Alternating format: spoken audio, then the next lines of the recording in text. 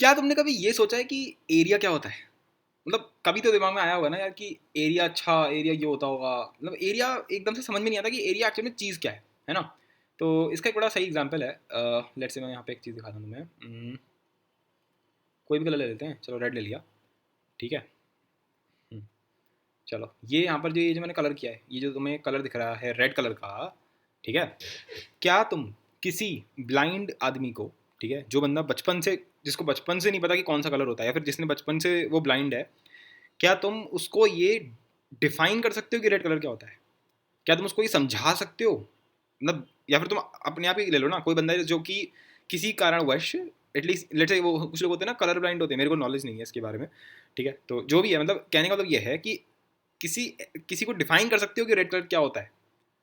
तुम डिफाइन कर ही नहीं सकते। हो सकता है कि बचपन में तुम्हारे साथ एक फ्लॉ हो गया हो, एक फ्लॉ हो गया हो कि तुम ब्लू वाली चीज़ को रेड देखते थे। मतलब तुम्हें लगता है कि जो ब्लू कलर होता है वो रेड होता है, एक्चुअल में तुम ब्लू कलर को रेड बोलते हो। जैसे ये जो पूल है, ये जो दिख रहा है तुम्हें, स्विमिंग पूल सॉर्ट ऑफ, इसको हम ब्लू कलर बोलते हैं, ठीक है। ठीक है। पर हो सकता है कि एक बंदा है, उसकी आंखों में ये जो कलर है, ये जो ब्लू कलर का तुम्हें कलर दिख रहा है, उसको ये ब्लू ना दिख रहा हो, उसको ये ब्लू ना दिख रहा हो, और उसको यही कलर रेड दिख रहा हो। और वो बचपन से उस रेड वाले कलर को ब्लू समझ रहा हो, क्योंकि सारी दुनिया जो है वो इस कलर को क्या बोलती है, ब्लू बोलती है। उसकी आंखों में तो रेड दिख रहा है, पर इसको क्या क्या समझेगा वो? इसको वो ऑब्वियसली वो तो इसको ये समझेगा ना कि इस रेड कलर को वो ब्लू समझेगा। और उसकी आंखें कुछ इस तरह के से हैं कि ब्लू कलर तो रेड कलर की दिखता है उसको, और रेड कलर की चीज़ उसको ब्लू कलर की दिखती है। तो वो इसको क्या बोलेगा? इस कलर को वो रेड बोलता है, किस कलर को, मतलब चलो ये तो है ही रेड, मतलब कहने का मतलब ये है कि वो ब्लू कलर को रेड बोलता है और रेड को ब्लू बोलता है। क्या तुम कभी भी जिंदगी में निकाल पाओगे कि वो एक्चुअल में गलत सोच रहा है दिमाग में? क्योंकि कोई तरीका ही नहीं है समझाने का कि कलर एक्चुअल में होता क्या है, क्योंकि वो एक एब्स्ट्रैक्ट आइडिया है। बिल्कुल इसी तरह है एरिया, ठीक है। तो ये जो क्वेश्चन है what the hell is area, ये अपने आप में एक फ्लॉड है, एक फ्लॉ है इसके अंदर। एक फंडामेंटल फ्लॉ ये है कि एरिया जो है वो डिफाइन नहीं करी जा सकती कि ये एरिया है, ओहो हो, मतलब बिल्कुल परफेक्टली मैंने डिफाइन कर दिया कि ये एरिया होता है। ठीक है, ऐसा नहीं हो सकता, this is not possible. Area एक फीलिंग है, जस्ट लाइक कलर एक एक्सपीरियंस है। कलर तुम ऑब्जर्व कर सकते हो सिर्फ, ठीक है। कलर को समझा नहीं जा सकता, उसे सूंघा नहीं जा सकता, उसे सुना नहीं जा सकता, बस देखा जा सकता है। सिमिलरली एरिया जो है उसको सिर्फ उसकी सिर्फ फील ली जा सकती है, कहीं पे लिखा हुआ नहीं होता ये एरिया है, जैसे ठीक है। जैसे मैं इस टाइम पे जो ये वीडियो बना रहा हूँ, ये लैपटॉप पे बना रहा हूँ, तो लैपटॉप की स्क्रीन जो है वो 13 इंच बाय इतने इंच की होगी, मुझे पता भी नहीं कितने इंच का है, ठीक है। पर लेट अस जस्ट एज्यूम कि ये इसको हम एरिया बोलते हैं, राइट। लेट्स से मैंने बोल दिया 13 इंच बाय 10 इंच, ठीक है। 13 × 10 ये एरिया है, पर कहीं लैपटॉप पे कहीं चिल्ला चिल्ला के ये तो नहीं लिखा ना कि ये एरिया है, ठीक है। So it's a abstract concept जो कि तुम्हें बस हेल्प कर सकता है मैथमेटिकली, पर इसका एज सच कोई फिजिकल सेंस में मतलब है ही नहीं, ठीक है। तो पहले तो ये दिमाग से निकाल दो कि इसका कोई बहुत बढ़िया डेफिनेशन हो सकती है, क्योंकि जब कलर जैसी फंडामेंटल चीज़ की कोई डेफिनेशन नहीं है तो फिर एरिया तो बहुत छोटी चीज़ है उसके सामने। खैर, तो मान लो कि तुम एक स्विमिंग पूल में आए हो, ठीक है, ये तुम्हारा स्विमिंग पूल है, ठीक है। ओके। इस स्विमिंग पूल का किसी ने बोल दिया कि ये जो तुम्हें दिख रहा है, ये रेक्टेंगल सॉर्ट ऑफ चीज़ तुम्हें जो दिख रही है, इसका मतलब ये कितना बड़ा है। तुमने सोचा कैसे, किस तरीके से मैं अपने दोस्त को बता सकता हूँ कि ये कितना बड़ा है। तो यहाँ पर एक छोटी सी स्टिक रखी हुई थी, दिख रही है ब्लैक कलर की, ये मैंने ही बनाई है, वैसे तो फोटो में तो थी नहीं, तो मैंने कहा ऐसी बना देते हैं, पर फिलहाल जो भी है। तो ये जो स्टिक है इसको मैंने उठा लिया, ठीक है। इस स्टिक को, ये जो स्टिक थी, इस ऐसी मैंने 3 स्टिक्स और उठा ली, लेट से मान लो हाइपोथेटिकली यहाँ पे 3 स्टिक और रखी हुई थी, ऐसी 3 स्टिक रखी हुई थी, और उनको मैंने किसी तरह बांध करके एक स्क्वायर बना लिया, ठीक है। अभी तो हम उसकी बात कर रहे हैं, हमारे पास स्विमिंग पूल है, बड़े मजे की बात है कि हमारे पास स्विमिंग पूल है, पर हमारे पास कोई इंची टेप विंची कुछ नहीं है हमारे पास, क्योंकि हमें तो आता ही नहीं। हम बिल्कुल बिल्कुल उस पीरियड में चले जा रहे हैं, आपके एंशियंट टाइम के अंदर, जब लोगों ने पहली बार सोचा था कि एरिया क्या होता है, ठीक है। तो उस टाइम पे कुछ इस तरीके की चीज़ करी गई होगी, ठीक है। तो एक यूनिट की है, मुझे नहीं पता ये 1 मीटर है, 1 फिट है, 1 इंच है, मुझे नहीं पता क्या है, बस एक यूनिट है। बस मैंने बोल दिया कि यार ये जो लकड़ी है, आज से इसको मैं 1 यूनिट बोल रहा हूँ, ठीक है। तो ये जो स्क्वायर बन गया, ये जो स्क्वायर बन गया, इस 1 यूनिट का मैंने ऐसी 4 लकड़ियाँ ले ली, बिल्कुल इक्वल इक्वल, और उसको मैंने ऐसे करके जोड़ दिया, और ये क्या बन गया? ऑब्वियसली ये क्या बन गया? एक स्क्वायर बन गया, एक स्क्वायर बन गया डेफिनेटली। इस स्क्वायर को मैंने बोल दिया कि इसको मैं बोलूँगा 1 स्क्वायर यूनिट, ठीक है, सिंपल। अब मैंने इस स्क्वायर को बार बार इस पर रखना शुरू किया। तो ऐसे मैंने जब करा, तो जो मेरी लेंथ थी, ठीक है, लेंथ इन द सेंस की जो स्विमिंग पूल है वो इतना लंबा है और इतना चौड़ा है, ठीक है। तो जब मैंने ऐसा करा तो कितने स्क्वायर आ गए? 1 2 3 4 5, और ऐसे करते करते 10 स्क्वायर में आके पूरा निपट गया। यानी कि यहाँ पे 1 2 3 4 5, ठीक है, मतलब ऐसे 10 स्क्वायर इस तरीके से आ गए यहाँ पर, ठीक है। और जब मैंने इसकी चौड़ाई नापी इस स्विमिंग पूल की, तो क्या आएगा? 1 2 3, ऐसे करते करते 6 आ गए, ठीक है। अब अगर मुझसे बोलेगा कि पूरे स्विमिंग पूल में कितने ऐसे स्क्वायर रखे जा सकते हैं, तो भाई 1 2 3 ऐसे 6 आ गए और ऐसे 10 आ गए, यानी कि 10 × 6। मैंने बोला तुम बोलोगे ये फॉर्मूला कहाँ से आ गया 10 × 6, मैंने कहा ये भी फॉर्मूला थोड़ी ना है, अरे ये तो मल्टीप्लिकेशन है। देखो ऐसे एक रो में कितने स्क्वायर्स हैं 10, ठीक है, तो दूसरी रो में कितने होंगे 10, तीसरी रो में कितने होंगे 10, ऐसी कितनी रो हैं 6, हर रो में कितने हैं 10, तो 10 × 6 इतने स्क्वायर्स होंगे, यानी कि 60 स्क्वायर्स होंगे। बोलो सही है, यानी कि 60 स्क्वायर्स हैं। तो मैंने अपने अपने दोस्त को फ़ोन किया और मैंने बोला एक बात सुन, ये जो मेरा स्विमिंग पूल है ना, मेरे घर में मतलब बहुत अमीर लोगों की बात हो रही है, मतलब बड़ी ही अजीब टाइप का मैंने एग्जांपल ले लिया कि स्विमिंग पूल बना हुआ है और हम बात कर रहे हैं एंशियंट टाइम की, और वो फ़ोन से बता भी सकता है, खैर जो भी है, तुम बस एक फील के लिए मजे के लिए लो। तो एरिया जो है वो कितना हो गया इसका, area area in the sense कि इसका ये कितना घेर के बैठा हुआ है, इस दुनिया की कितनी जगह को इसने घेरा हुआ है, उसको हम यहाँ पर कहीं ना कहीं एरिया बोलना चाह रहे हैं, ठीक है। तो इसको हमने बोला 60 यूनिट स्क्वायर, क्योंकि एक स्क्वायर यूनिट को मैंने इतना बोला है। अब ये जो स्क्वायर यूनिट है ये कितना हो सकता है ये लेंथ 1 मीटर होती, ठीक है, तो ये लेंथ भी 1 मीटर होती, तो कितना बड़ा स्क्वायर बनता, जितना भी बड़ा बनता, 1 मीटर बाय 1 मीटर की स्टिक बनाते तो उतना बड़ा स्क्वायर बनता। अगर मैं 1 फीट लेता तो थोड़ा छोटा बनता, 1 फीट बड़ा होता है या 1 मीटर बड़ा होता है, 1 फीट जो होता है वो आपका छोटा होता है, राइट। सो छोटा छोटा स्क्वायर बन जाता। अगर मैं बोलता लेट से क्या 15 सेंटीमीटर का, तो और छोटा स्क्वायर बन जाता। तो जितने छोटे स्क्वायर होते उतना ही ज़्यादा एरिया आता है इसका, ठीक है, पर वो होता सही नहीं, ठीक है। अब मेरी बात सुनना, यहाँ पे उसने क्या बोल दिया 60 यूनिट स्क्वायर। अब ये जो लकड़ी थी, जो मेरे पास थी, जो मेरे पास थी, अब ये मैंने अपने दोस्त को भेज दी, ये मैंने अपने दोस्त को भेज दी, ठीक है। उसके पास जो स्विमिंग पूल है जहाँ पे वो स्विमिंग करने जाता है, ठीक है, उसने वहाँ पे नापा सेम तरीके से, ठीक है। तो अगर वो ऐसा करता है, अगर वो नापने बैठेगा, लेट अस से उसका जो स्विमिंग पूल था वो इतना बड़ा था कि उसमें ऐसे तो 8 आ गए, ऐसे तो 8 आ रहे थे, और ऐसे में लेट से क्या, चलो लेट अस से ऐसे में उसके पास आ रहे थे 9, ठीक है। तो अब उसके बिल्कुल इसी लॉजिक के साथ हर एक रो पे 8 8 8 ऐसी कितनी रो है 9, तो कितना हो जाएगा 9 × 8, राइट। तो उसका कितना आंसर आ गया 72, यानी कि उसका जो स्विमिंग पूल है उसने 72 स्क्वायर यूनिट्स, यानी कि ऐसे 72 स्क्वायर्स जो हैं वो उसके अंदर आ जाएंगे, ठीक है, इतना बड़ा था। तो अब क्या मैं ये समझ सकता हूँ किसका स्विमिंग पूल ज़्यादा बड़ा है, मेरे दोस्त का या मेरा, ऑब्वियसली उसका, क्योंकि उसका 72 था और इसका मेरा 60 है। इसका क्या मतलब हुआ, मतलब कि बिना कुछ करे, बिना कुछ हिसाब किताब लगाए अब मुझे ये बताया कि उसका स्विमिंग पूल मेरे से बड़ा है। वरना तुम देखोगे तो 72 और 60 जो है ये हमारी ह्यूमन जो आइज़ हैं वो एकदम से डिटेक्ट नहीं कर पाएंगी।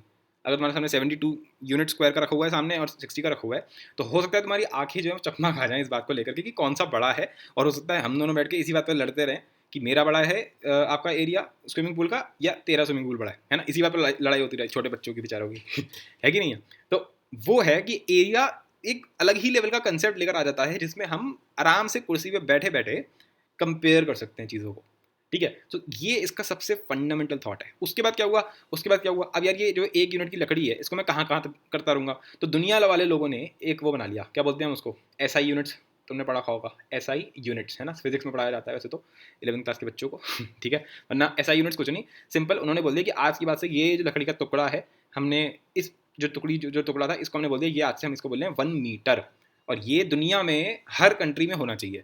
तो आज की बात है जब मैं बोलूँगा 1 मीटर, तो दुनिया में हर एक आदमी को पता है कि 1 मीटर इतना बड़ा होता है, ठीक है, मतलब इतना बड़ा नहीं जितना मैंने स्क्रीन पे बनाया, मतलब समझ गए तुम कि अगर एक इंची टेप लाओगे तो तुम्हें 1 मीटर मिल जाएगा, ठीक है। और इसका तुम एक एरिया बना लोगे कि अच्छा ठीक है ये हो गया, ओह सॉरी,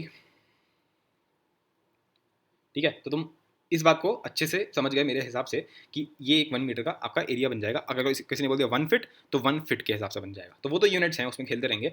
एरिया का मेजर तौर पे तुम्हें कंसेप्ट समझ में आ गया कि मेजर तौर पे कंपैरिजन के फॉर्मेट में इसको यूज़ किया जा रहा था, राइट, परफेक्ट। चलो आगे बढ़ते हैं। अब क्या हुआ, तो इस फंडामेंटल कंसेप्ट से हमें बड़ी ही बेसिक फॉर्मूला निकल के आ गया कि एरिया ऑफ रेक्टेंगल एक्चुअल में क्या होता है, लेंथ इंटू ब्रेथ। तो अब ये ना मेरे को जब मैं बचपन में मैंने पहली बार पढ़ा, तो जब मुझे पहली बार टीचर ने पढ़ाया तो मेरा सबसे पहला क्वेश्चन क्या था कि लेंथ इनटू ब्रेथ, आपको कैसे पता चला कि ये लेंथ इनटू ब्रेथ ही इसका एरिया होगा। क्योंकि ऐसे मानो ना कि अगर मैंने बोला एक यूनिट, तो जो लेंथ है वो एक्चुअल में है क्या, वो इसी यूनिट के रिपीटेशन ही तो है। अगर मैंने इस यूनिट को लेट से 3.5 बार रिपीट कर दिया, यानी कि 3 बार, तो पूरी बार मैंने इस लकड़ी को रख दिया 1 2 और 3, और उसके बाद मेरा स्विमिंग पूल यहीं पे खत्म हो गया, तो आधा ही हो पाया बस, तो 3.5, तो मेरी लेंथ क्या हो गई 3.7 यूनिट्स, ठीक है। जैसे हम बोलते हैं कि 3.7 मीटर की लेंथ है इसकी। तो इसका मतलब क्या है कि अगर मैं 1 मीटर की एक लकड़ी ले आऊँ तो उसको मुझे इतनी बार रिपीट करना पड़ेगा, 3 बार तो पूरा रख दो और एक बार 0.7 काट के लगा दो, तो ऐसे मेरे पूरी लेंथ बन जाएगी स्विमिंग पूल की, और उसी तरह मेरी ब्रेथ बन जाएगी। तो एक तरीके से देखा जाए तो तुम कर क्या रहे हो, तुम यही तो कर रहे हो, तुम नंबर ऑफ स्क्वायर्स गिन रहे हो। तो एरिया ऑफ रेक्टेंगल जो है वो किसके बराबर है, number of squares, number of squares. और वो कैसे करोगे, वो तो लॉजिकल है क्योंकि मल्टीप्लिकेशन का कंसेप्ट ही यहाँ से निकल के आ रहा है ना। जो मल्टीप्लिकेशन है वो आ ही यहीं से रहा है कि मल्टीप्लिकेशन क्या होता है भाई, एक रो में कितने हैं 10, दूसरी रो में कितने हैं 10, तीसरी रो में कितने हैं 10। तो एक तरीका क्या है 10 + 10 + 10, और ऐसा कितनी बार करते रहोगे, 6 बार करते रहोगे क्योंकि 6 लिखा हुआ है यहाँ पर, राइट। ठीक है, तो इसी को तो शॉर्ट फॉर्म में मैथमेटिशियंस ने क्या बना दिया था, 6 × 10, सिंपल। अरे इसी को तो मतलब इसी से ही तो मल्टीप्लिकेशन निकला है। अगर ये नहीं पता तो मेरा सबसे पहला चैप्टर देख के आओ, मैथमेटिक्स फ्रॉम नर्सरी क्लास, है ना, नर्सरी क्लास से लेकर के क्लास 10th तक जितना भी हम इंडियंस पढ़ते हैं कि मल्टीप्लिकेशन एक्चुअल में है ही क्या, राइट। तो वो यही इतनी बेसिक चीज़ों पे जाता है वो। तो फिलहाल यहाँ से पहली बार निकल के आता है कि लेंथ इंटू ब्रेथ जो है वो ये है। एरिया ऑफ रेक्टेंगल क्या होता है, लेंथ इंटू ब्रेथ, मतलब तुम बेसिकली नंबर ऑफ स्क्वायर्स को गिन रहे हो। अगर मैं देखूंगा एरिया ऑफ स्क्वायर तो वो तो एक तरीके से रेक्टेंगल से निकल गया, क्योंकि अगर ये भी 6 है और ये भी 6 है तो तुमने किया तो यही एसेंशियली, पर वो सेम बन गया, इसलिए a × a, तो इसको बोलते हैं a², a⁻²। ठीक है, तो ये दोनों इसके एरिया हो गए। तो अब तुम्हें एरिया का मतलब समझ में आ रहा होगा कि एरिया कुछ नहीं है, simple basically number of squares या फिर नंबर ऑफ, मतलब एक नंबर है जो हम किसी भी फिगर के साथ ज्वाइन कर सकते हैं। ठीक है, कि ये इसका एरिया है, बेसिकली हम उसके अंदर कितने नंबर ऑफ यूनिट स्क्वायर्स हैं वो है। ठीक है, अच्छा, तो अब हम इसी आइडिया को थोड़ा और एक्सटेंड कर सकते हैं। लेट्स से मतलब वैसे तो ये यहाँ से एक्चुअल में ये जो एरिया का कंसेप्ट है, इसी से ही आपका पूरा एक तरीके से पूरी मैथ्स बन गई थी, ज्योमेट्री की पूरी नई ब्रांच ऑफ मैथमेटिक्स बन गई थी, जिसका नाम रख दिया गया था ज्योमेट्री। ठीक है, जैसे किसी बंदे ने ये सोचा कि अगर मैं एक रेक्टेंगल को लूँ, क्योंकि रेक्टेंगल एक ऐसी चीज़ है, मतलब पहले सोचो ना, पहले इंसान रहते तो थे ही ना यार, इंसान तो थे ना, और इंसान कहीं रहते भी थे, उनकी खेती बाड़ी भी होती थी, तो वो ज़्यादातर जो जहाँ पे खेती बाड़ी होती थी वो ऑब्वियसली एक रेक्टेंगुलर शेप होती थी। ठीक है, तो सबसे ज़्यादा काम तो यही आता था कि रेक्टेंगल और आपका स्क्वायर। ठीक है, पर एक और बंदे ने ऐसे सोचा कि अगर हम यहाँ से एक ये रेक्टेंगल है, एक इस टाइप से एक लाइन खींचे, एक लाइन सेगमेंट टाइप्स। ठीक है, और ये जो ट्रायंगल है इसको उठा करके, इस ट्रायंगल को उठा करके मैं इधर शिफ्ट कर देता हूँ। ठीक है, मतलब इस ट्रायंगल को मैं इधर शिफ्ट कर देता हूँ, ये जो ट्रायंगल है इसको मैं ऐसे करके यहाँ पर जो है शिफ्ट कर दे रहा हूँ। शायद तुम्हें दिख नहीं रहा होगा, जो भी है समझ गए ना कि बेसिकली शिफ्ट हम यहाँ पे इसको कर रहे हैं। मैंने यहाँ पे शायद समझा रखा होगा ये, यहाँ ये, तो इसको हम बोलते हैं बेसिकली पैरेललोग्राम, है ना। हर किसी ने सुन रखा होगा पैरेललोग्राम क्या होता है, कि ये एक लाइन है, ये दूसरी लाइन है, ये तीसरी और ये चौथी, तो ये दोनों एक दूसरे के साथ पैरेलल है और ये दोनों एक दूसरे के साथ पैरेलल है। ठीक है, उसको बोलते हैं पैरेललोग्राम। तो इसमें कुछ नहीं होता कि बेसिकली अगर देखा जाए तो ये जो ट्रायंगल तुम्हें यहाँ पे दिख रहा है, ये वाला जो ट्रायंगल है, इसको अगर मैं उठा के यहाँ से काट दूँ और वापस यहाँ फिट कर दूँ तो एक रेक्टेंगल बन जाएगा। ठीक है, तो पैरेललोग्राम कुछ नहीं है, एक डिस्टॉर्टेड रेक्टेंगल है बस। ठीक है, तो ये रहा मेरा पैरेललोग्राम, और ये जो बना ये, ठीक है, ये एक्चुअल में क्या है, ये एक्चुअल में एक रेक्टेंगल है। तो अगर मुझे कोई पैरेललोग्राम दे रखा है कि उसकी एक जो साइड है वो ए है, अगर ये ए है तो ये भी ए होगा, अगर ये बी है तो ये बी होगा। ठीक है, अब मैंने अगर इस वाले रेक्टेंगल को यहाँ से हटा करके यहाँ लगा दिया, तो ये बात तो कॉमन सेंस की है कि अगर मैंने इसी ट्रायंगल को हटा करके यहाँ लगाया है तो एरिया, अगर मैं इस रेक्टेंगल का एरिया निकाल लूँ तो वो ऑब्वियसली इस पैरेललोग्राम के बराबर होगा, राइट, सिंपल। ठीक है, तो लोगों ने बोला कि जो एरिया ऑफ रेक्टेंगल है वो क्या होता है, वो होता है लेंथ इंटू ब्रेथ। लेंथ क्या है यहाँ पर b, और इसकी यहाँ पर वो क्या है, ब्रेथ क्या है h, तो b इंटू एच, ये इसका क्या होना चाहिए, एरिया ऑफ रेक्टेंगल। और यही क्या होना चाहिए, area of parallelogram, area of parallelogram, right. ठीक है, तो अब इसका मतलब क्या हुआ कि अगर मेरे को ऐसे दे रखा है कि ये मेरा पैरेललोग्राम है, ठीक है, और उसमें ये जो है साइड, ये लेट से 5 सेंटीमीटर की है, ये जो साइड है ये है लेट से 2 सेंटीमीटर की, और ये जो इसकी हाइट है, ये जो इसकी हाइट है, ठीक है, ये है लेट से 3 सेंटीमीटर की, तो इसका एरिया क्या होगा, इसका एरिया क्या होगा, इसका एरिया होगा 3 × 5, सिंपल। ठीक है, तो ऐसे जा करके और लोगों ने कंसेप्ट बनाना शुरू कर दिए कि पैरेललोग्राम का एरिया ऐसे निकलेगा। एक और चीज़ होती है रोम्बस, उसका एरिया ऐसे निकलेगा, ट्रेपीजियम का ऐसे निकलेगा। ठीक है, तो पूरी ज्योमेट्री हर चीज़ इवॉल्व होती रही। ठीक है, तो वहीं से आपका ट्रायंगल भी निकल के आ गया। ट्रायंगल कुछ नहीं है एक्चुअली, पैरेललोग्राम की अगर तुम ज्योमेट्री पढ़ते हो तो उसमें कंसेप्ट होता है कि अगर हम पैरेललोग्राम को ऐसे आधे में डिवाइड करते हैं, ऐसे उसका डायगोनल खींचते हैं, तो ये एकदम इक्वल दो ट्राइंगल्स बन जाते हैं इक्वल एरिया के। एक्चुअल में ये कॉन्ग्रुएंट अगर तुम्हें पता हो तो ये दोनों ट्राइंगल्स बन गए। ये दिख रहा है, एक पहला ट्राइंगल तो ये हो गया, मैं ऐसे शो करता हूँ, एक देखो, एक ट्राइंगल तो ये हो गया, नहीं आएगा, पूरी स्क्रीन ही येलो हो गई, मतलब एक तो हमारा ये वाला हो गया, है ना, एक तो हमारा ये वाला ट्राइंगल हो गया, एक ये वाला ट्राइंगल हो गया, ठीक है, और दूसरा कौन सा हो गया, दूसरा हमारा ये वाला ट्राइंगल हो गया। तो ये दोनों ट्राइंगल्स कॉन्ग्रुएंट हैं, ये दोनों ट्राइंगल्स कॉन्ग्रुएंट है, और कॉन्ग्रुएंट है मतलब इन दोनों का जो एरिया है वो इक्वल है।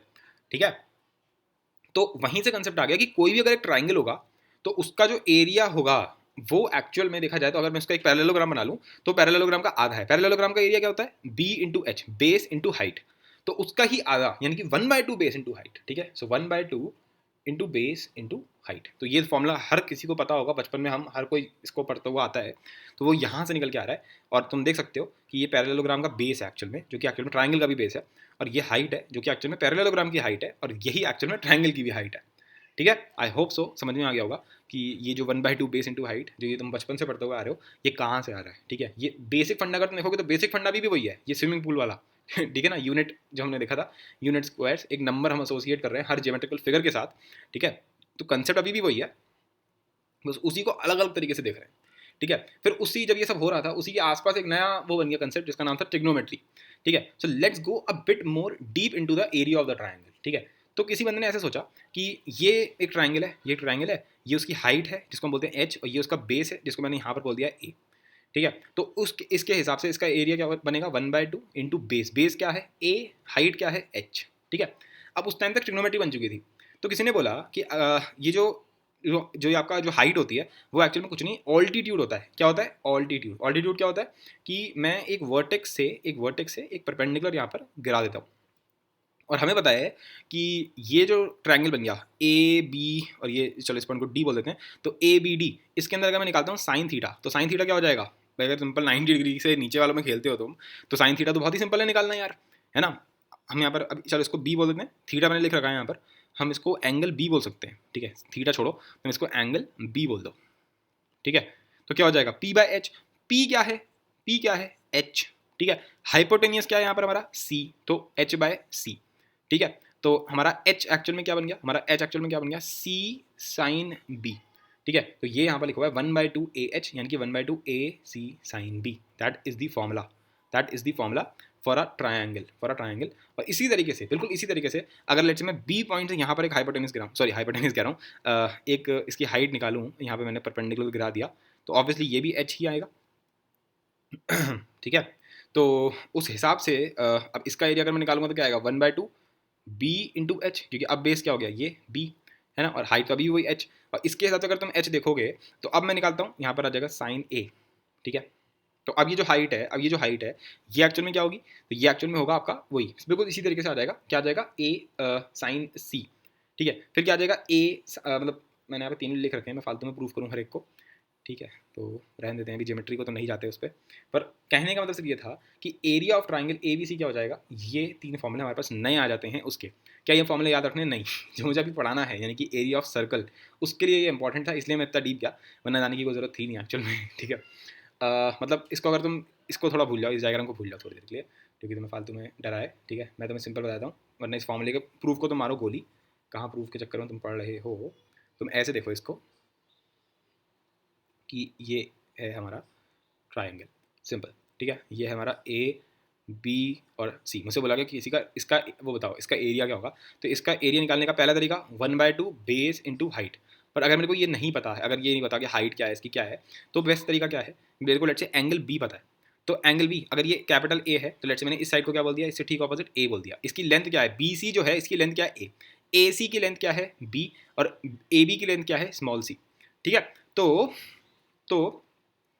इसका एरिया बनेगा 1/2 into including sides. Including sides मतलब आपका A B into B C, क्योंकि ए बी जो है ये है ए बी, ये है बी सी। ठीक है, तो इन दोनों के बीच में, इन दोनों के बीच में मेरा एंगल बी आ रहा है, इन दोनों के बीच में मेरा एंगल बी आ रहा है, इसलिए A B into B C into angle B, यानी कि साइन बी। ठीक है, तो ये फॉर्मूला है कि इंक्लूडिंग साइड्स का multiplication into the sine of that angle. ठीक है, लेट अस से मैंने एंगल ए के लिए निकाल रहा हूँ, तो क्या आएगा? 1/2। अब इसके लिए इंक्लूडिंग साइड्स क्या है? ए बी और ए सी। ए बी एक्चुअल में है क्या? ए बी एक्चुअल में है क्या? सी इंटू बी। ठीक है, into sine of A, simple. So this is the formula. ठीक है, कि हम इंक्लूडिंग साइड्स लेंगे, इंक्लूडिंग एंगल लेंगे, और हमारा काम बन जाएगा, हमारा काम जो है वो बन जाएगा। ठीक है, तो यही यहाँ पर एरिया निकले हुए हैं 1/2 A C sine B, 1/2 A B sine C, 1/2 B C sine A. अब ये सब तो बकवास की बातें हैं, मेन टॉपिक तो अब आता है, और वो है एरिया ऑफ अ सर्कल। यहाँ से सारी लड़ाई शुरू होती है। ये वो जगह है जहाँ से एक्चुअल में कैलकुलस जो हम पढ़ रहे हैं उसकी जो नई ब्रांच है पूरी, दैट इज इंटीग्रल कैलकुलस। ठीक है, इंटीग्रल कैलकुलस, उसकी नींव इस पॉइंट से रख दी गई थी। पर ये जो क्वेश्चन है एरिया ऑफ अ सर्कल, ठीक है, ये जो क्वेश्चन है ये उठाया गया था 2500 साल पहले। ठीक है, तो बहुत पुराना क्वेश्चन है ये। इंटीग्रल कैलकुलस जो अभी तुम पढ़ते हो वो तो आपके 1700, 1800, 1600 इन सब जगहों पे डेवलप हुई है, पर जो उसका नींव रखी गई है, जो मैंने हिस्ट्री ऑफ कैलकुलस में भी पढ़ाया था, that is area of a circle. ठीक है, वो आपका बहुत पुराना क्वेश्चन है और वो कैसे सोचा गया, that was an fundamentally amazing amazing thought. ठीक है, तो थॉट क्या था? थॉट ये था कि अगर एक सर्कल ले लेते हैं, एक सर्कल ले लेते हैं, उसके अंदर मैं एक ट्राइंगल को घुसा देता हूँ। ठीक है, अब मैं बोलता हूँ कि यार ये जो ट्राइंगल है इसका एरिया मुझे निकालना आता है। ठीक है, वो क्या होता है? 1/2 बेस इंटू हाइट। तो उन्होंने बोला कि हम एक सर्कल को ऐसे बोलेंगे कि अप्रॉक्सीमेटली ये जो सर्कल है वो इस ट्राइंगल से तो के आसपास ही होगा इसका एरिया जो होगा।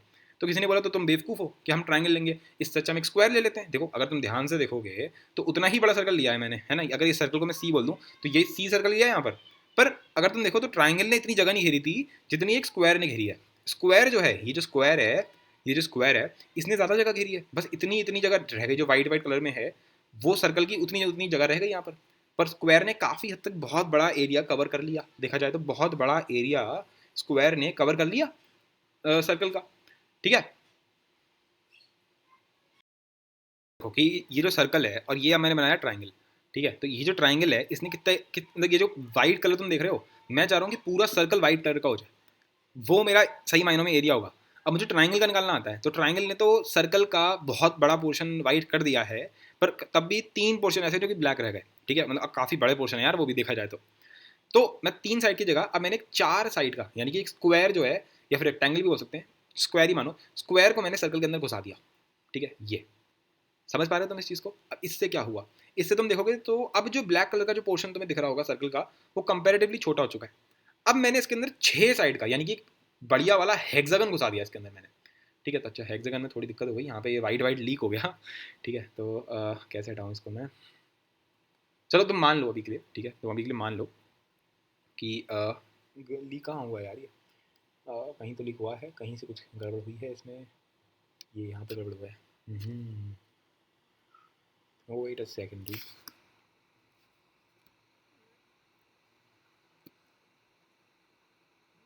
बस अब नहीं होना चाहिए, अब लीक मत होना। Let us try man. हाँ जी, अब लीक नहीं हो रहा।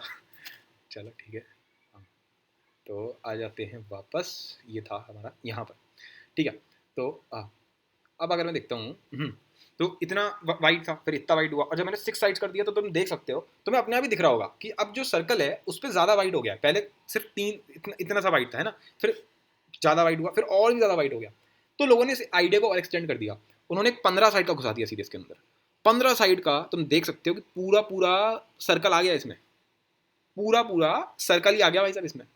ठीक है, तो लोगों ने ये सोचा कि अगर if we keep on increasing number of sides, अगर मैं नंबर ऑफ साइड्स को इंक्रीज कर दूँ, जैसे 15 साइड का जो पॉलीगन है उसने लगभग लगभग पूरा आपका सर्कल कवर कर लिया है। तो अगर मैं 30 साइड का या 100 साइड का पॉलीगन लूंगा, वो तो पूरा सर्कल ही होगा देखा जाए तो, right? So if we keep on increasing the number of sides, जो एरिया होगा इस एन साइडेड पॉलीगन का, वो एक्चुअल में सर्कल का एरिया बन जाएगा। ये सोचा उस टाइम के लोगों ने, मतलब अप्रॉक्सीमेटली इक्वल होगा। ठीक है, तो अब लोग इस लड़ाई में लग गए कि हम इस एन साइडेड पॉलीगन का एरिया कैसे निकाल सकते हैं। ठीक है, तो पहले सोचा गया एरिया ऑफ हेक्सागन। तो एरिया ऑफ हेक्सागन कैसे सोच सकते हैं भाई? एक रेगुलर हेक्सागन के बारे में बात हो रही है, सब कुछ बिल्कुल सिमेट्रिकल है, इक्वल है, मतलब ये 6 साइड का पॉलीगन है, हर एक की साइड लाइन क्या है? ए। ठीक है, और जो उनका डिस्टेंस है, यहाँ पे मैं एक मिनट रुक जाओ।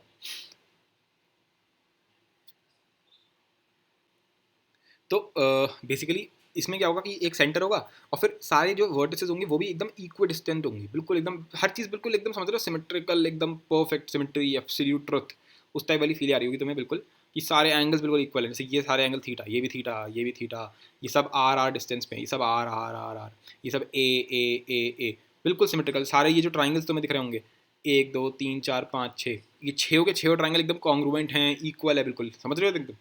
तो लोगों ने क्या सोचा, लोगों ने सोचा कि अगर मैं किसी एक ट्रायंगल का एरिया निकाल लूँ और उसको 6 से मल्टीप्लाई कर दूँ तो पूरे हेक्सागन का एरिया मिल जाएगा। तो एक ट्रायंगल का एरिया क्या होगा? तो उन्होंने वो वाला फॉर्मूला लगाया इसमें, 1/2 AB साइन थीटा, जब ये उन्होंने ऊपर डिराइव किया था ये वाला आपका ये वाला फॉर्मूला। ठीक है, तो उसका क्या तरीका निकाला उन्होंने बोल दिया इस साइड को लेट से मैं ए बोल देता हूँ, इसको मैं बी बोल देता हूँ, और इसका ये जो अंदर वाला एंगल है इसको लेट से थीटा थीटा बोल देते हैं। तो इस ट्राइंगल का एरिया क्या होगा? 1/2 इंक्लूडिंग एंगल के अगल बगल में कौन सी साइड्स है? ए इंटू बी, और फिर वही एंगल साइन थीटा, तो क्या आ गया 1/2 ए बी साइन थीटा, और ए और बी इत्तेफाक से दोनों क्योंकि बिल्कुल रेगुलर पॉलीगन है तो ए भी आर के बराबर है, बी भी आर के बराबर है, तो ये बन गया 1/2 आर स्क्वायर साइन थीटा। ठीक है जी, बिल्कुल परफेक्ट है। ठीक है, तो 1/2 आर स्क्वायर साइन थीटा ये बन गया area of a particular triangle. अब इसको मैंने 6 से मल्टीप्लाई कर दिया तो ये बन गया 3r स्क्वायर, आपका 3r स्क्वायर साइन थीटा। ठीक है, क्या बन गया था ये 3r स्क्वायर साइन थीटा। अब ये थीटा के बारे में हम लोगों ने थोड़ा और सोचा, क्योंकि थीटा एक्चुअल में है क्या भाई, एक्चुअल में ये पूरा एंगल क्या होगा 360 डिग्री। 360 डिग्री को अगर तुम 6 से डिवाइड कर दोगे तो इक्वल इक्वल एंगल जो बनेंगे वो क्या होगा 360 डिग्रीज डिवाइड बाय 6, यही तो तुम्हारा थीटा है, यानी कि क्या 60 डिग्रीज। तो साइन थीटा क्या होता है भाई, साइन थीटा साइन 60 डिग्री क्या होता है √3/2, तो यहाँ क्या बन जाएगा 3√3/2 आर का square. This is the area of hexagon. ठीक है, ऐसे लोगों ने सोचना शुरू किया और वहाँ से उन्होंने इसको एक्सटेंड कर दिया और इस आइडिया को उन्होंने बोला area of N sided regular polygon. जैसे 6 साइड का था ऐसे हो सकता है 9 साइड का, अगर 9 साइड का होगा तो इस यहाँ पे 9 से मल्टीप्लाई कर देंगे, अगर 15 साइड का हुआ तो 15 से मल्टीप्लाई कर देंगे। ठीक है, अगर एन साइड का हुआ तो इसको किससे मल्टीप्लाई कर देंगे, एन से मल्टीप्लाई कर देंगे, सिंपल। ठीक है, अब एन साइड को प्रैक्टिकली बनाना इम्पॉसिबल था, तो मैंने यहाँ पर 1 2 3 4 5 6 7 8 स्लाइड्स तो मैंने दिखा दी, यहाँ पे बाकी मैंने डॉट डॉट डॉट बना दिया है, मतलब कि इन्फिनिट मतलब एन साइड मान लो तुम, जैसे मान लो 15 साइड का बनाना है तो 15 साइड का कैसा लगेगा देखने में, कुछ ऐसा लगेगा देखने में, है ना, कुछ कुछ ऐसा लगेगा देखने में, ये कुछ 1 2 3 इस टाइप से 15 साइड हैं, मतलब 15 साइड का पॉलीगन है। तो तुम सोच सकते होगे कि एन साइड का पॉलीगन यानी कुछ भी हो सकता है, 100 साइड का पॉलीगन हो सकता है ना। तो उसको बनाऊंगा कैसे, तो तुम बस अभी के लिए मान लो। ठीक है, तो वो कैसा लगेगा देखने में भाई, इसको एन से मल्टीप्लाई कर दो, इसको क्या आ जाएगा n/2 R square sine theta, simple, ये इसका आंसर हो गया। अच्छा, यहाँ पर थीटा क्या होगा, यहाँ पर थीटा क्या होगा, तो 360 डिग्री को जब मेरा हेक्सागन था तो 6 साइड थी, तो मैंने 360 डिग्री को 6 से डिवाइड किया था। अब n साइड्स हैं तो 360 डिग्री को किससे डिवाइड करेगा तू, n से करेगा, तो हमने 360 डिग्रीज को रेडियंस में लिख दिया, तो ये बन जाएगा 2π/n। तो फाइनल फॉर्मूला क्या आ गया, n/2 R square sine 2π/n। So this is the area of a n-sided polygon। Okay, तो यहाँ से ये जो कंसेप्ट है वो यहाँ से निकल के आता है एरिया ऑफ सर्कल। क्यों, वही उसी कंसेप्ट पे आ जाते हैं लौट के इस वाले पे, कि जैसे 15 साइड का जब हम लोगों ने पॉलीगन लिया था, रेगुलर पॉलीगन, तो उसने लगभग पूरा ही सर्कल मेरा कवर कर लिया था। सोच के देख, अगर मैं 100 साइड्स का आपका सर्कल लेकर चलूँ, सॉरी 100 साइड्स का पॉलीगन लेकर चलूँ, तो तुम समझ गए कि वो और बारीक बनेगा, वो और ज़्यादा बारीक बनेगा, पूरा सर्कल ही समझ सकते हो तुम उसको बिल्कुल। ठीक है, सोचो अगर मैं 1000 साइड का ले लूँ, सोचो अगर मैं 1 करोड़ साइड का ले लूँ, या फिर तुम समझ ही गए होगे कि अगर मैं इन्फिनिटी, मतलब let's say number of sides को मैं n बोल देता हूँ, तो n जो है वो इन्फिनिटी तक जा रहा है, मतलब समझ रहे हो, कोई कोई वही नहीं है, मतलब ऐसे मान सकते हो कि अरबों खरबों नंबर ऑफ साइड्स हैं उस पॉलीगन के अंदर। ठीक है, तब जो होगा तब जो होगा वो क्या होगा एक्चुअल में, वो एक्चुअल में देखा जाए तो पूरा पूरा आपका सर्कल ही बन जाएगा, देखा जाए तो पूरा पूरा आपका सर्कल का, मतलब सर्कल का एरिया ही निकल जाएगा, right. So area of N sided polygon जो होगा वो एरिया ऑफ सर्कल कब बन जाएगा, ऐसा नहीं कि तुमने 4-5 साइड के पॉलीगन से ही तुमने बोल दिया कि बेटा ये सर्कल का एरिया, ना ना ना ना ना। क्योंकि अभी भी अगर मैं 15 साइड में भी देखता हूँ तो मैथ्स को इसको भी काउंट करता है कि देखना ये ब्लैक बच तो गया ये, ठीक है, ये भी तो बचा हुआ है ना, तो ये कोई एरिया ऑफ सर्कल थोड़ी है ये कोई। ठीक है, तो मैथ्स तो एकदम ऑब्जेक्टिव चीज़ है, उसको कोई फर्क नहीं है तुम्हारी उससे कि तुम निकाल नहीं सकते या कुछ भी। ठीक है, तो मैथ्स का तो सिंपल फंडा है कि हमें एकदम एग्जैक्ट आंसर चाहिए, राइट। तो इसके लिए मैथमेटिशियंस ने ये बोला कि जो हमारा एन साइडेड पॉलीगन का फॉर्मूला आया है वो ये है। ठीक है, इसमें अगर मैं ये बोल दूं कि एन जो है वो इन्फिनिटी है, मतलब इन्फिनिटी की तरफ जा रहा है, यानी कि बहुत ही बड़ा है, बहुत ही बड़ा है, बड़ा मतलब बहुत बड़ा है। ठीक है, तो हमें ही पता है अगर एन इन्फिनिटी पे जा रहा है तो जो 1/n होगा वो जीरो पे जाएगा, क्योंकि हमें ये पता है कि जैसे 1/100 है लेट से, ठीक है, और 1/1000 है। 1/100 क्या होता है 0.01, और 1/1000 क्या होगा 0.01, तो ये इससे बहुत ज़्यादा छोटा हो गया। ठीक है, और सोच के देख, अगर मैं 1/1 करोड़ बोल दूंगा तो 0.00001 आएगा, मतलब कि और भी ज़्यादा छोटा हो गया। तो 1 जितना बड़ा नंबर होगा उसका आंसर उतना ही छोटा आएगा। तो अगर 1/इन्फिनिटी जैसी कोई चीज़ हो रही है तो आंसर जीरो में आएगा, समझ पा रहे हो तुम, मतलब बहुत ही बिल्कुल ऐसे मान सकते हैं कि जीरो ही आ गया बस आंसर तो। ठीक है, तो एक्चुअल में हुआ क्या कि अगर 1/n जीरो की तरफ जा रहा है तो अगर मैं इसको 2π से मल्टीप्लाई कर दूँ दोनों तरफ, तो 2π/n जो होगा वो कहाँ जाएगा, वो भी जीरो पे जाएगा भाई, 1/n जीरो पे जा रहा है तो 2π × 0 जीरो ही हो जाएगा। ठीक है, यानी कि साइन के अंदर जो ये चीज़ दे रखी है ये जीरो पे जा रही है, और साइन जीरो जो होता है वो क्या होता है जीरो होता है। पर अगर साइन के अंदर कोई तुम ऐसी चीज़ डालो जो जीरो के आसपास हो, यानी कि 0.0001 हो, तो इसका आंसर एक्चुअल में वही आ जाता है। जैसे मैंने इसके अंदर डाल दिया 0.00001, तो इसका अप्रॉक्सीमेटली आंसर होगा 0.0001। ठीक है, तो इसका मतलब ये हुआ कि साइन थीटा जो होता है वो एक्चुअल में थीटा ही हो जाता है, वो एक्चुअल में थीटा के ही बराबर हो जाता है जब थीटा जो होता है वो अप्रॉक्सीमेटली जीरो होता है। ठीक है, तो इस वजह से इस फॉर्मूले के अंदर क्या बन गया, n/2 r², और ये जो थीटा है वो बाहर आ गया, साइन हट गया, थीटा ही बाहर आ गया, सीधे क्या थीटा क्या आ गया, 2π/n। अब n और n कट गया, 2 और 2 कट गया, आंसर क्या आ गया, πr²। And this is the area of the circle, है ना, πr² ही तो होता है एरिया ऑफ द सर्कल। ठीक है, तो ये है उसका परफेक्ट जिसको बोलते हैं डेरिवेशन। ठीक है, लेकिन यहाँ पे एक बहुत बड़ी अप्रॉक्सीमेशंस ले ली गए हैं, और वो है ये जो काफ़ी लोगों को समझ में नहीं आया होगा, मतलब एक मज़ा नहीं आया होगा। ठीक है, तो इसको एक परफेक्ट डेफिनेशन देने के लिए ही, इसको एक परफेक्ट डेफिनेशन देने के लिए ही हमें एक कंसेप्ट चाहिए जिसका नाम है लिमिट्स। ठीक है, तो जब तुम लिमिट्स पढ़ लोगे तब हम इसी चीज़ को बिल्कुल ऐसे कर रहे होंगे कि एरिया ऑफ सर्कल क्या होता है, ये कि if n tends to infinity तो ये इसके बराबर हो जाएगा, और फिर वो इसके बराबर हो जाएगा, और वहाँ से हमारा आंसर निकल के आएगा πr²। ठीक है, तो जो मैंने अभी ऊपर किया है उसको हम पूरा एक्सप्लेन करेंगे कि अच्छा हम कैसे मान लें कि साइन थीटा जो होता है वो एक्चुअल में थीटा हो जाता है जीरो के पास, इस टाइप की चीज़ें। ठीक है, तो वो बहुत डिटेल्ड डिस्कशन है। ठीक है, तो वो तो है ही, पर इससे तुम्हें ओवरऑल ये फील समझ में आ गया होगा कि एक्चुअल में एरिया क्या होता है। ठीक है, उसके बाद अब हम पढ़ेंगे एक्चुअल में कि एरिया प्रॉब्लम क्या है। तो कैलकुलस के अंदर एक होता है द ग्रेट एरिया प्रॉब्लम। तो एरिया प्रॉब्लम जो है वो एक्चुअल में यही है जो मैंने यहाँ पे लिखा है ना, एरिया ऑफ सर्कल। तो एरिया ऑफ सर्कल निकालने के लिए तुम देखोगे तो हम तो यहाँ फंस गए, है ना, हम तो यहाँ फंस गए। यहाँ से आगे निकालने के लिए मैंने एक अप्रॉक्सीमेशन ले लिया, पर वो कोई तुम हर बार थोड़ी ले लोगे, हर बार थोड़ी तुम कोई अप्रॉक्सीमेशन ले पाओगे। ठीक है, खैर उसको हम बाद में देखेंगे कि एरिया प्रॉब्लम क्या चीज़ है। अभी के लिए तो बस ये समझ लो कि एरिया क्या होता है, और आई थिंक सो वो समझ में आ गया होगा।